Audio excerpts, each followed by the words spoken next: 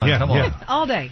7:19. Congressman Roger Williams joining us. Talk about a whole bunch of issues. Congressman, thanks for coming on today. Yeah, good morning. Thanks for having me. Well, I guess the first question I have to ask is, we keep hearing stories about what FEMA has done or not done for the folks of North Carolina and eastern Tennessee. Can you shed some light on that? Well, it's been interesting. There's all kinds of stories, and I have a story that a dear friend of mine that was asked to prepare his company. He does pure water and get over there and help get fresh water for everybody. Got his team all together, and just yesterday they told him not to come. They were going to do business with some other people. I think the private sector is getting cut out of what's happening over there, and FEMA's trying to take the load on, and we've been told they have no money, and it appears that the people who are doing all the help are the private sector and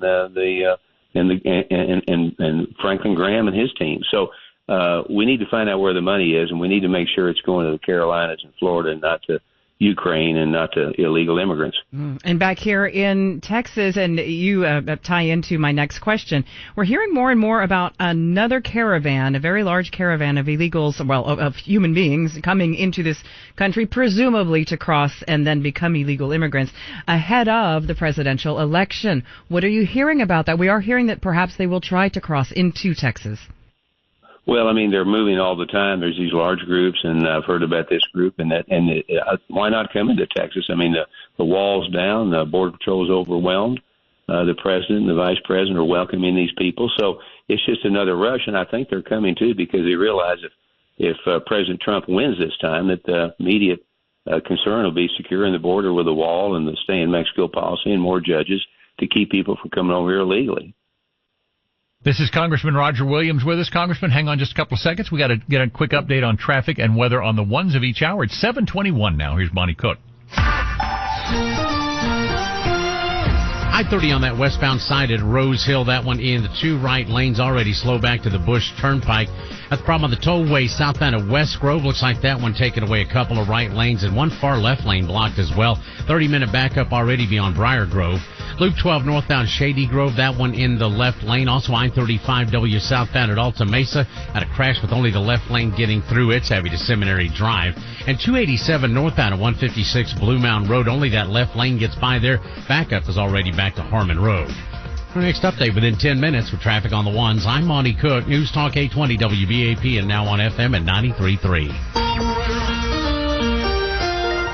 From the WBAP Weather Center, a beautiful day, a little windy though, and remember, it's been like 24 days without rain. We're probably going to go for 30 days without rain by the middle of next week. So fire danger continues to increase. Also, the pollen, the ragweed's really bad right now. Sunny, windy, and 77 today. Southeast winds 15 to 20. Lows tonight 50 to 55. We'll be up to 79 tomorrow, 80 on Sunday, and even warmer next week. Right now we have 53 degrees in Fort Worth, 53 as well in downtown Dallas at WBAP. Congressman Roger Williams with us. Congressman, question for you. Ted Cruz was on the program a couple of weeks ago and said that Mitch McConnell is holding all sorts of money, that he's not getting any support from the Republican Party, at least financially. And every time we turn on a television here or our radio, wherever we go, Colin Allred he must be outspending him by 10 to 1, possibly 5 to 1 at least. Why is there not much more support for Ted Cruz right now? Well, there's actually a lot of support for Ted. I mean, the issue he spoke to about he and McConnell and he have never seen eye to eye, and I think Leader McConnell has taken it to a different level by not giving all the assets he can to Ted, because it's going to be a close race. Cruz is going to win, but you know, it's kind of like a family argument that we shouldn't be having. But Allred is getting a lot of money from all over, but I think that we have this election, we're going to have a huge voter turnout. I think Senator Cruz will win. Of course, I think President Trump will carry Texas. But the in-house fights that we're good at in the Republican Party need to stop, and we need to get forward and get our country moving in the right direction. I got a really easy question for you. No pressure or anything. You ready for it? Bring it. Why are you laughing? 4 weeks from now, who's our president? Well, I think that 4 weeks from now we'll have Donald Trump as our next president. And I think, candidly, this race has always been close. But I think if you look at some of these polls that are really polls, I think you see that some of the undecided are beginning to move his way.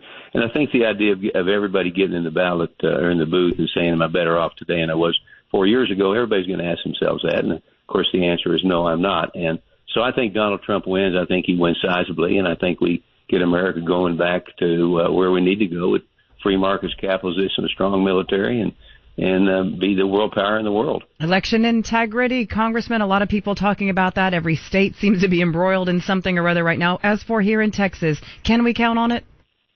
Absolutely. When I was Secretary of State, we had our elections were fair and they were square, as I like to say.